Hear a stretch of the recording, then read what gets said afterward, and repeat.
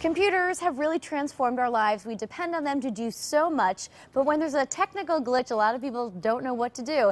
Abby Stokes is the author of Is This Thing On? A computer handbook for late bloomers, technophobes, and the kicking and screaming, and she's here with some easy troubleshooting tips. Welcome back, Abby. Nice to be here. It is always frustrating if you have a server not responding or fatal error occurred. I don't even know what that means, but it's very Well, I frustrating. think that's the first problem, is it's so scary. Like, what is it's not a fatal error. It's very intimidating. It's very intimidating. If you think of it like a car, you know, the car stalled on a cold day, that's sort of all that's happening with your computer. So it's not really a fatal error. It's important to not take that language so seriously. All right, so is there anything we can do to prevent these problems from happening? Yeah, the good thing is, what you should do is look at it when it's working, especially the modem. The modem is what connects you to the internet, and there are a series of lights on the modem.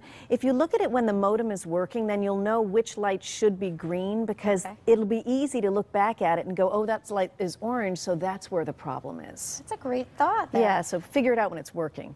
So really, what is the first step when your computer stops working? Other than cry. Well, other than cry, walk away from the computer, because sometimes it's just going to take it a couple of minutes to actually restore itself. It did just have a hiccup. So the best thing you can do is just step away from the computer, go make a phone call, pour yourself a drink, whatever you want to do, but just leave it alone for a couple minutes. All right, you come back, it's still not working. It's still not working. All right, at that stage, what you probably want to do, especially if the mouse isn't working, so you can't do anything, is turn off the computer. And there are two ways to do that. You can soft boot it or hard boot it. Literally think of it like kicking it with a soft boot or kicking it with a hard boot. The soft boot on a PC would be to hold down the Control, Shift, and Escape key, and you can turn it off.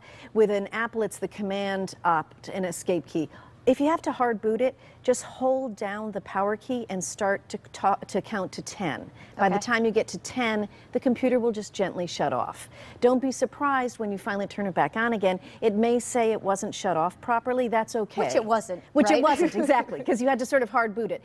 Give it, after you turn it off, give it a minute to just settle down before you turn it back on again. All right, you say play doctor. What exactly does this mean when it comes What you have to sort of do is diagnose the problem. So let's say you're visiting a website and the website doesn't open up. Before you assume you're wrong or assume the computer's wrong, it could just be the website. So the next thing to do is try a different website. CNN's website is a very good website to go to because it's sort of lush, and if that opens up, you know everything's right. If CNN's website doesn't open up, it could be your browser. Most people go on the internet using either Internet Explorer, Firefox, or Safari.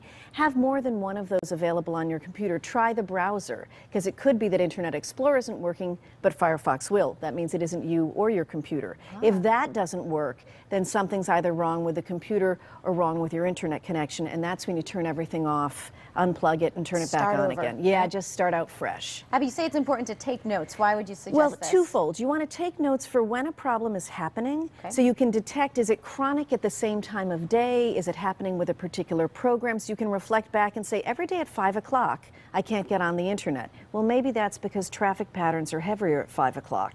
So the other thing is, when you're trying to troubleshoot it yourself, write down what the settings were before you make any changes, because you'll never remember them if you want to revert back to it was. Notes beside the computer is always handy. And when do you say enough is enough, I need some help here? Obviously, if the computer won't turn back on again. That's a very serious problem. Otherwise, if it's chronic and no matter what you're doing, you're not fixing it, that's the time that you either want to call in a family or call in a tech support person. Okay. When buying a computer, you're always offered that extra warranty. Would you recommend getting that? If you have a laptop, for sure, because it tends to be you're moving a laptop around more than a desktop, and so it's more likely that something may happen to it. You want to check whether the warranty's with the manufacturer or with the store, because if it's not a totally reputable store, you really want to have the guarantee be with the manufacturer. And you want to decide, you're going to have the computer for at least 3 years, I would say. So if you're going to get a warranty, bother to get the longer term warranty, because chances are it'll crap out the moment the warranty is ineffective. Go figure, right? All right, Abby, we're out of time. Very good advice. Thank you so much. The name of the book again is This Thing On? A computer handbook for late bloomers, technophobes, and the kicking and screaming. And it's available just about everywhere. Yes. Very good, Abby. Thanks again for being here. And coming up next, I'm heading into the kitchen. We're making some creme brulee with the folks from Hilton Hartford's M&M Bistro when style returns.